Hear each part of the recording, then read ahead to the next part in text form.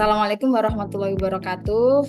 Di sini saya, Dr. Ika, saya akan memberikan sharing ilmu mengenai bantuan hidup dasar. Pertama-tama kita kenali dahulu, apakah bantuan hidup dasar itu?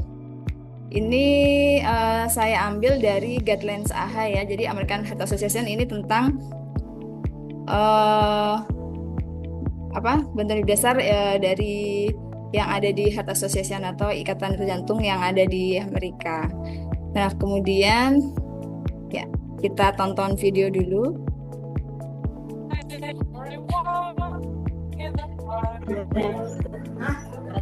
Would you know what to do if someone suddenly collapsed in front of you? Helping to save a life. If you see a teen or an adult suddenly collapse, it's important to respond fast. Running away and ignoring it is not an answer. Here's the sequence to respond to a sudden cardiac arrest collapse. As with all first aid situations, you need to assess the risk to your personal safety first, and the safety of the casualty second. If the victim appears unconscious, shake or tap the victim's shoulders and shout, Hello, are you okay? If we get no response, the victim is unconscious and we send for help. Call an ambulance. Get the AED. Open the victim's airway by tilting their head back and lifting their chin. If the victim is not breathing or even gasping, start chest compressions right away.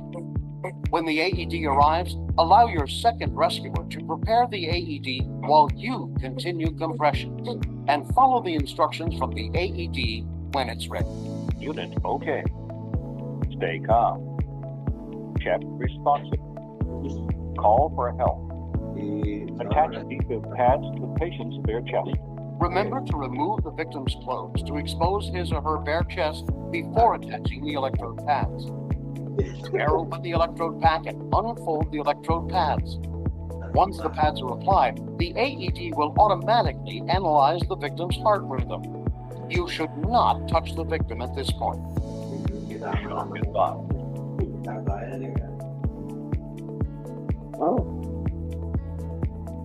The AED will advise you to perform CPR immediately.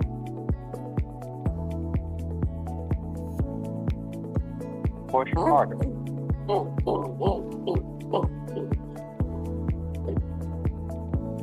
Good compression.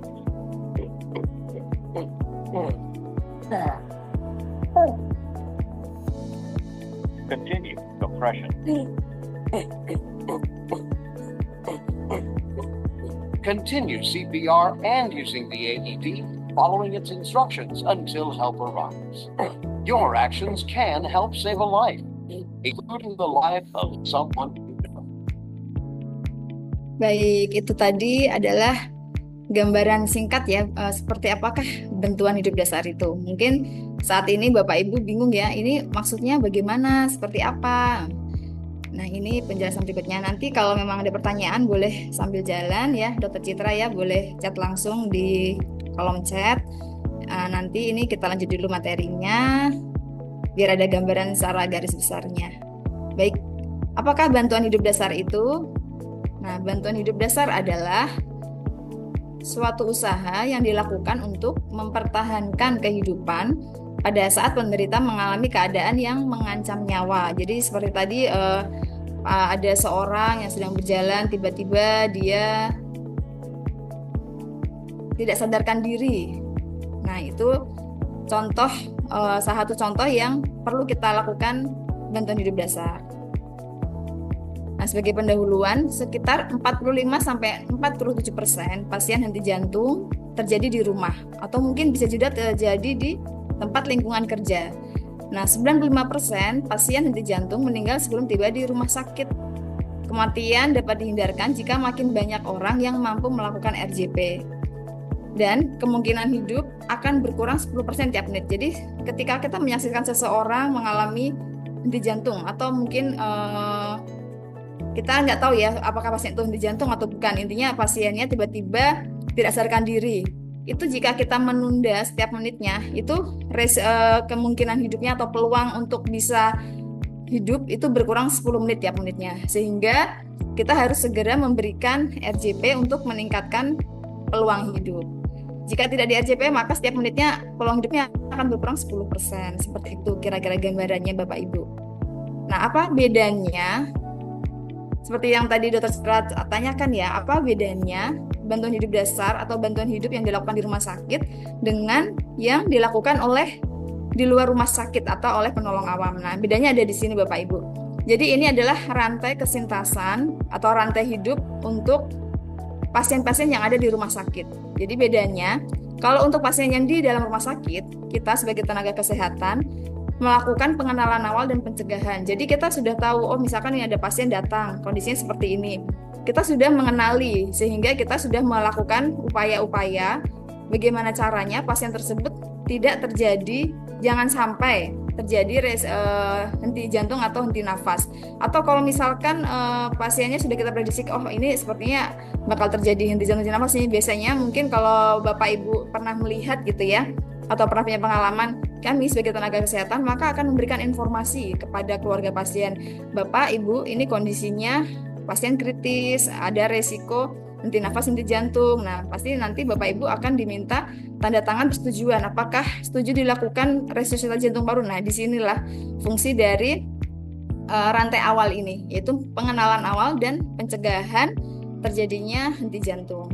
Nah, kemudian jika sudah kita kenali, terus kemudian terjadi henti jantung atau henti nafas di rumah sakit, maka kita akan mengaktifasi respon darurat. Kalau misalkan di IGD atau di ICU, kita sudah ada tim, maksudnya tim yang secara langsung yang memang sudah terlatih, sehingga jika terjadi henti nafas jantung, kita akan langsung memberikan bantuan hidup dasar. Nah, setelah kita mengaktifasi respon darurat, kita akan memberikan CPR kualitas tinggi. CPR di sini cardiopulmonary resuscitation atau resusitasi jantung paru. Kalau di rumah sakit kita ada alat namanya defibrilasi, atau mungkin sering Bapak Ibu kalau di televisi gitu ya melihat pasien disetrum gitu ya, terus seperti dadanya kayak ke atas gitu ya, seperti kaget.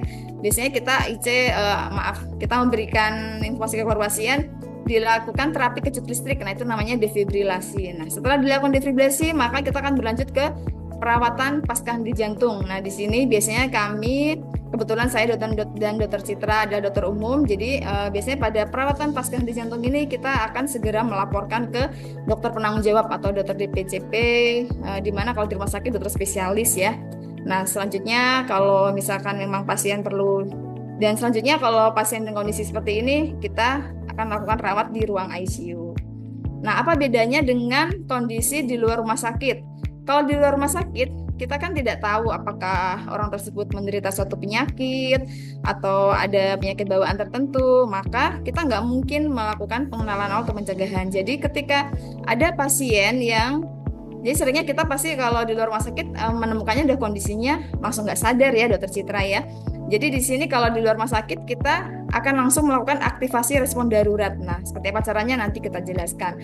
Setelah dilakukan aktivasi respon darurat, maka kita akan langsung melakukan CPR kualitas tinggi atau RJP di sini ya. Kemudian defibrilasi. Nah, bedanya defibrilasi di sini kalau di luar rumah sakit biasanya kita menggunakan AED, atau mungkin kalau Bapak Ibu jalan-jalan di tempat umum seperti di stasiun atau mungkin di bandara ya, itu Bapak Ibu biasanya kadang ada melihat kotak warna merah di tembok gitu ya, terus di sampingnya biasanya ada palunya biasanya. Nah, itu AED itu. Terus kemudian selanjutnya kita lakukan resusitasi lanjutan. Nah, di sini resusitasi lanjutan dilakukan oleh tim ahli ya, maksudnya dalam artian ini udah masuk ke nakes ya.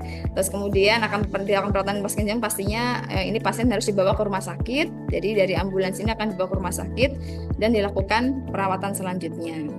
Itu bedanya tata laksana pasien henti jantung di dalam rumah sakit dan di luar rumah sakit. Nah, baik. Nah, RJP sendiri itu tidak hanya menyelamatkan jantung atau parunya, tapi juga otak. Jadi kalau misalkan selama 3-8 menit otak ini tidak dapat mendapatkan suplai oksigen, maka otak akan mati. Jadi semakin telat kita memberikan resusitasi jantung paru, ini walaupun misalkan kita berhasil setelah menit kelima kita berhasil melakukan RJP dan pasiennya bangun kembali misalkan, belum tentu otaknya bisa pulih sempurna karena kita telat melakukan pertolongan. Jadi misalkan kok jadinya stroke gitu, itu bisa saja terjadi karena ada keterlambatan suplai oksigen ke dalam otaknya. Nah, untuk peluang keberhasilannya seperti dijelaskan di sini, kalau kita segera melakukan maka peluang keberhasilannya bisa 98%. Semakin telat, kita terlambat 3 menit, peluang keberhasilannya turun 50%.